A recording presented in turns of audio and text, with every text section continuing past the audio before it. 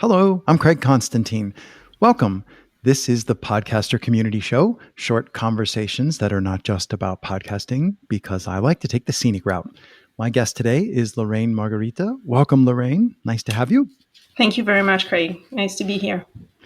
Before I press the big red record button, as everybody knows by now, unless this is the first episode you've heard, hi, Mom, I ask people some free association questions just to sort of see partly what's on your mind today, but also I find that following someone is a great way to figure out kind of who they are. I mean, in so much as you can do that in a few minutes. And I asked you a question and you started talking about some things and you gave me a whole bunch of interesting data points. And I was kind of struck by, okay, you're really curious. Like the things that you were running down, the side street and pointing out were all very different and all suggested to me that you were looking for unknown unknowns. I don't know if you know that phrase in English, unknown unknowns, or that you're looking for new sources of information, that you were searching for ways to have your curiosity piqued or to have a new emotion brought up. And Lorraine is nodding along, which nobody can hear, which is fine. So that struck me as, ooh, is that where your urge to share in a consulting capacity, like your urge to present, is that where that comes from? Are you trying to maybe pass that curiosity on to others? How did the one thing lead to the other, if I'm guessing correctly? Yeah, I think there is a direct connection. I guess I am definitely curious. I guess that's what everybody was telling me when I was a child. My brother used to tell me, they ask you, just say you don't know. And I was like, what? No, I'm going to look for the answer. So I'm very curious. I'm a learner, in the Strength Finder test. Learner is definitely my strong suit. So I like new things, new people, new places, new habits. Everything I haven't heard about before is something that I would like to know more about. So when I start discovering something, I just pull the thread.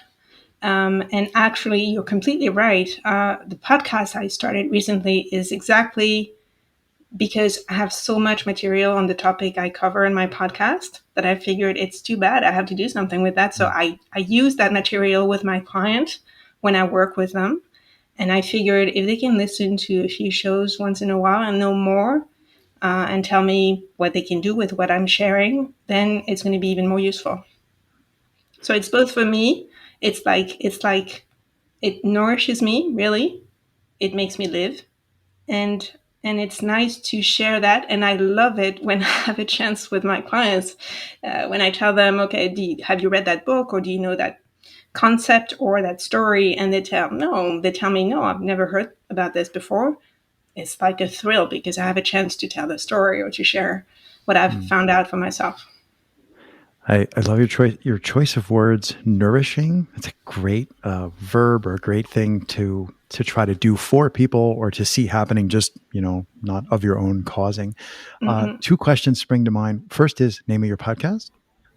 My podcast is the same name as my activity as a consultant. It's Co-Dynamics, which is sort of a short way of talking about collective dynamics. And in my podcast, specifically, I talk more precisely about different ways to make decisions in organizations.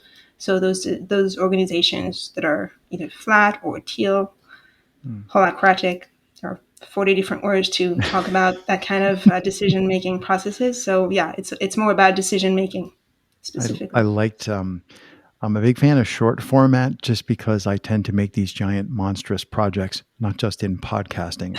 So I'm a big fan of making guardrails for myself. But I liked that your episodes were, and I haven't forgotten that I said two questions. I have the second question in my head. Yeah. I like that your episodes seem to demonstrate some self-control that I often lack about, I'm only going to tell you 5 things, and here they are, here's 5 and I'm stopping, which I just want to point out. I thought that was a nice, I don't want to say it's something I don't see a lot because I see that, but I thought that was a nice, sometimes people start a podcast, myself, and they generate these giant episodes because, oh my God, it's amazing. I got to share all these things. And then, so I I was sort of impressed by your demonstration of self control or self restraint. And my second question, non sequitur, my second question is when you're talking about sharing your curiosity, your word, sharing your passion, my word, when you're sharing that with these people that you're working with, are there particular ways that you found that spark that curiosity in them? Because that's something that I love to figure out. Like, I want to make that be a weapon. I want to be able to just like, and you get curiosity, and you get curiosity, and you get curiosity. Are there things you found that tend to spark that within people who we might not normally think are Hmm. normally curious, like ossified, octogenarians who are in charge of large companies? So, if I may, before I try to answer that question, the question seems difficult to me, but I'll get back to it in a second. I would like to build on what you were saying earlier. I really take what you said about my podcast and that control as a compliment because it's a huge effort for me. So if you get me started on some of the topics that I cover for my clients or for my podcast or for everything I do, I could spend literally days talking about one of those topics. So saying, you know what, I'm going to do 10 minutes tops because I figure that's how it's going to be useful to the people I'm talking to, which I sort of imagine every time I record my podcast. It's a huge effort. So thank you very much. A double compliment for me. So getting back to your question, are you asking how I managed to spark interest? Yeah, what's worked in, when you see somebody leave the room with the light on. um, are there any things you found that you're like, oh, I tried this today and that seemed to work really well? Hmm. I'm not sure I have an answer to that. So in a way, it's what I'm trying to do every time I work with a team. Mm. And I'm always not only happy, I'm kind of proud when I hear someone telling me, you know what, last time we worked with you, I went back home. I remember that very vividly. A manager in a company telling me, last time we worked with you, I went back home and over dinner, at the dinner table with my kids and my wife, we talked about what you had said because I didn't know, I didn't expect, I had no idea, and so they started talking about what we had talked about. So I'm not sure that's what you're asking, but when I hear that, I feel like it was a good day. I was where I was supposed to be, Mm. doing what I'm supposed to do. Is that an answer to your question? It's definitely an answer. It was placed after I asked the question.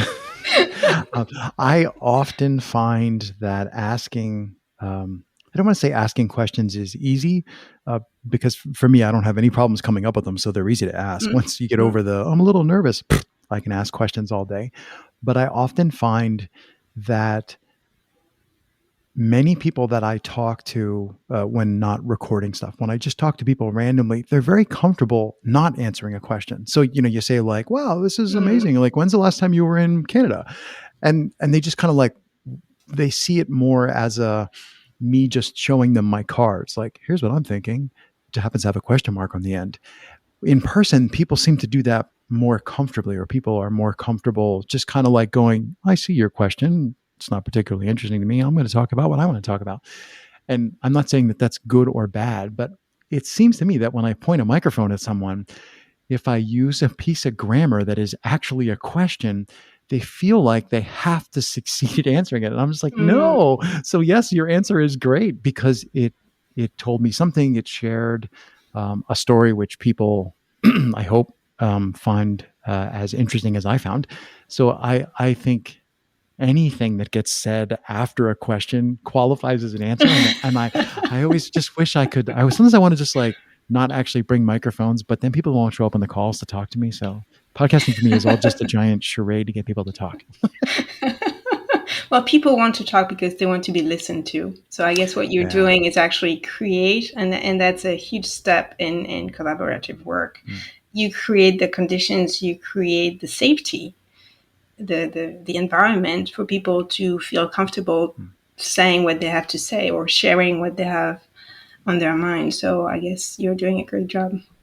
Thank you. That's a really great answer to a question that I didn't even ask, which is how, in English, if I was grabbing phrases, I would call that creating space or holding Hmm. space for other people. Holding And space, yes. there's some terrific stuff out there called circle process. If you, I don't know if you've read that in English or if it's been translated to French. And I've had some fun experiences. I'm not a facilitator of circle work, but I've been in a few circles, and it's super useful and super interesting, both from, and if people are going, what? Look up, I think it's called The Book of Circle Process is a small, good place to start. Where was I going with that train of thought? I don't know. I lost my train of thought. Oh well, I can build on what you just said. It's yeah, the circle basically is how to create a conversation because there is no head, there is no Mm, first or last or minor, major. Everyone is actually standing or sitting, mm. seeing everyone and being one among others. So that's why circles are so powerful to create conversation. So I don't know the book you referred to, but there are a number of resources about the circle way. Um, and basically, if you, I can't remember, it might be the person, yeah, well, whatever, it doesn't matter who it is. I'm resisting the urge to Someone said, Google, yeah, right? it doesn't, it's, someone said, you talk about a circle of friends, and that's Yes. not random. You don't talk about a square of friends, right? Circle of friends. A So yeah, a circle of circle square can go a friends, right? long way into Yeah. creating the right space and holding the space, Mm. absolutely, for a conversation. Do you find, um, so I often say, well, okay, first I want to make a joke. With great power comes great mental illness. That's a joke. But the actual thing is, with great power comes great responsibility. And Absolutely. I'm Yeah. wondering, Superman. excuse me, I'm wondering about, so I find that when I am standing, even in a circle with a group of people, and we're conversing about conversation, which is the thing that I do is like lead sessions on Mhm. conversation. um, I find that I have trouble not getting stuck in my head because I see people learning, and then I see people turning and deploying, like trying this new skill set, and I feel like I'm watching, like, oh look, people learning, and then I just kind of want to step back and go, that's awesome. And then I go, oh wait, but I'm supposed to be facilitating. I'm supposed to be keeping time. So I find that I sometimes struggle as soon as I see things start to sprout, I want to just like run out of the room or like, Mhm. disappear and let it happen.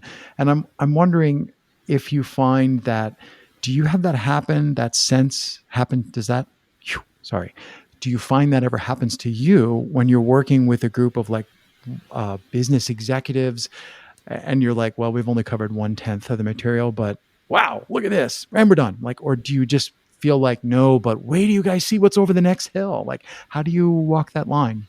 Yeah, it's a fine line, and actually, it's interesting that you mention executives because the one of the first times I worked with a small group of executives, I had the same. I was not alone, but we had a schedule that was pretty full and pretty fast.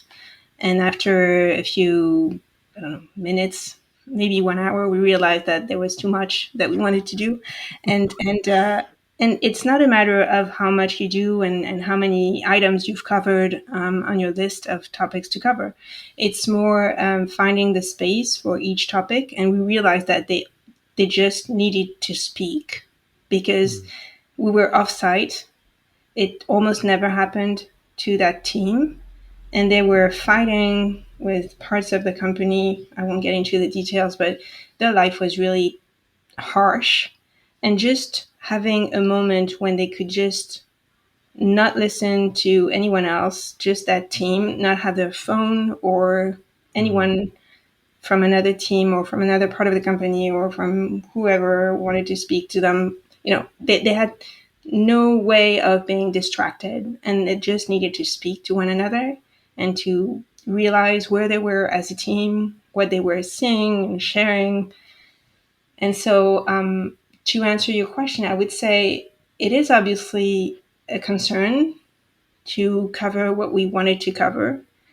because I have a lot of respect for the time that my clients spend working with me. Right. So if I take 10 people, imagine if it's 150 or 200 multiplied by 8 hours, Hmm. it's a huge cost to the company. So the least I can do is to make them think that it was the right way to cover what we covered when the day is over or the 2 or 3 days are over. So we do have to make sure that we deliver what we wanted to deliver. That being said, at a certain point, if a conversation is taking time, it's because something is happening. And I think I can imagine what you were describing. Sometimes things happen and they were not really expected, or they take a lot of space. And you cannot just say, you know what, we have half an hour and the half hour is gone. So now let's move on to the next step.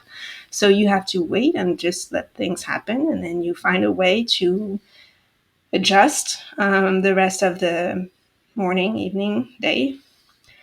So yeah, and I think that's where the value of our work is actually, because oftentimes we have to be careful that the conversation remains productive and nourishing. I don't know if I would say that for a conversation, but if a conversation can last longer, and that's not going to make it better.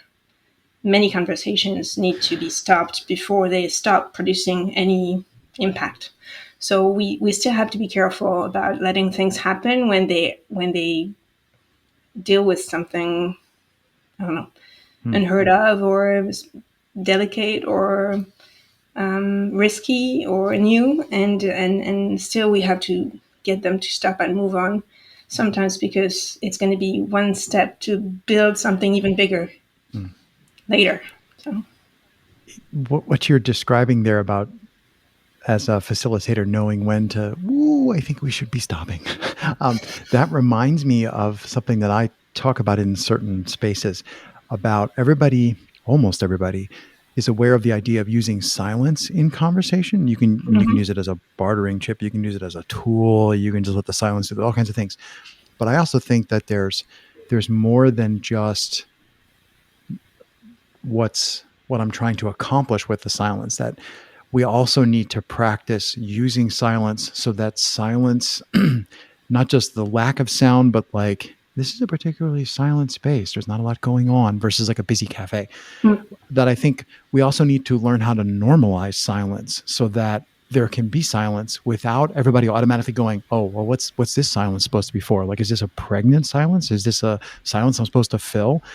And I'm just wondering, I'm betting that's probably not something that you're actually able to do. Like if you deploy any silence in one of these presentations, nobody in the room is going to be thinking, "Oh, yeah, let me think about that for a second." They were like, what's with the silence?" Um, and I'm just wondering if you've ever played with that beyond your consulting. Like you're somebody who's clearly done a lot of conversation and super curious. Do you do a lot with silence and maybe spaces where you find that silence is accepted? I mean, spaces where silence isn't accepted? I don't really have a clear question. I'm just like, ooh, let's yeah, dig more into well, silence. I like your question.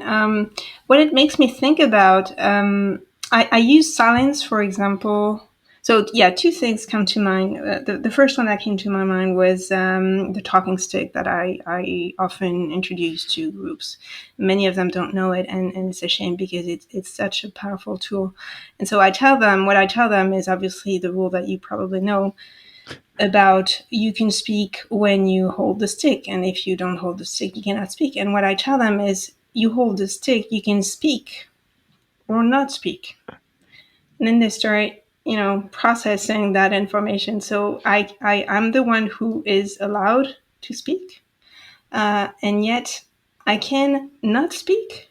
So they start thinking about what it creates, and when they use it they realize the conversation slows down and people listen to each other much better than when they try to speed up and to fill in every silence, as Mm, many of us usually do. So that's one thing I was thinking about. And so when they have a chance to practice and they're ready for that, it creates a whole new space, and the conversations become better. Actually, the quality of the conversations improves. And The other thing that was coming to my mind is silence is something I use when a group is actually too busy talking and won't listen. Hmm. And so it's pretty amazing. I just stand up, I start trying to speak to whatever 20 or 200 people, doesn't matter, and some of them just cannot stop because they, and I can understand that. I've been there. I can understand that. I'm not saying that they're not doing what they were supposed to do, but then at some point it's time for everyone to get together and regroup and share what they have been talking about at their different tables. And so when I see that it's so hard to get them to listen to me, I just stop speaking and I wait. And the silence creates silence. It's pretty amazing.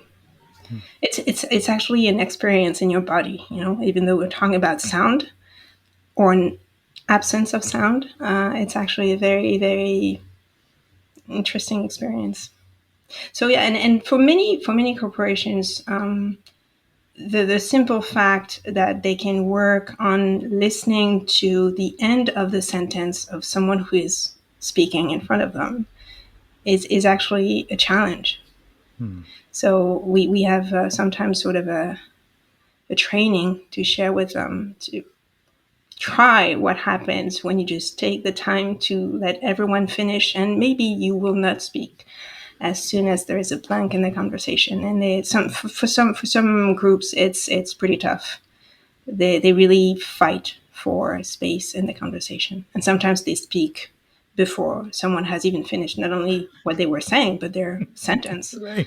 So that's to me now that's pretty violent. I find it difficult to observe. Terrific. Well, as much as I hate to say it, I'm watching our time slip by and I want to be Yep. mindful of your time. So thank you so much for taking the time to join me today. It was a distinct pleasure to have a little single serving size conversation. Thank you.